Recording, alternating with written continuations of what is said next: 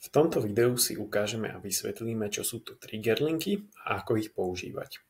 Triggerlinky teda nájdeme v sekcii Marketing v menu Trigger Links po kliknutí na prvú možnosť Links a priamo vo vašom účte by ste mali nájsť predefinované linky, ktoré tam už sú, čakajú na vaše automatizácie a u nás to vyzerá zhruba nejako takto.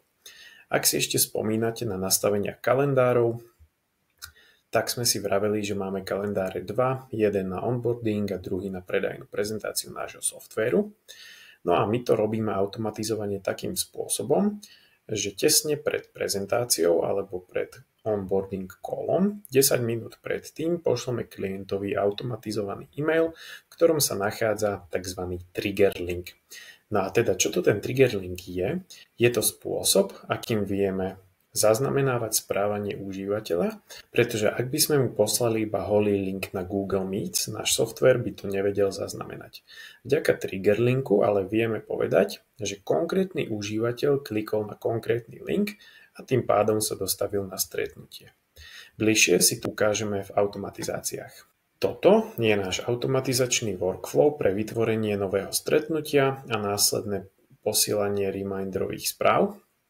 Ako som spomínal, 10 minút pred stretnutím mu zašleme takýto e-mail, kde máme nadefinovaný vlastný text. Dobrý deň, krstné meno, je čas na náš call, budeme vás čakať tu.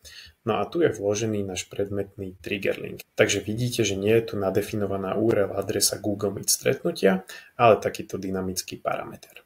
Nasledne máme pripravenú tretiu automatizáciu, ktorá vďaka kliknutiu na trigger link zaznamenáva, že sa užívateľ dostavil na náš prezentačný call a v tomto prípade daný trigger link používame ako trigger alebo spúšťač pre spustenie tejto danej prezentácie.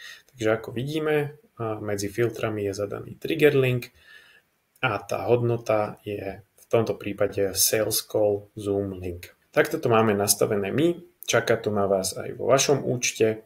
Je to veľmi efektívny spôsob, ako trackovať správanie užívateľov. Nebojte sa teda dynamické hodnoty používať aj vy a uvidíme sa pri ďalšom videu.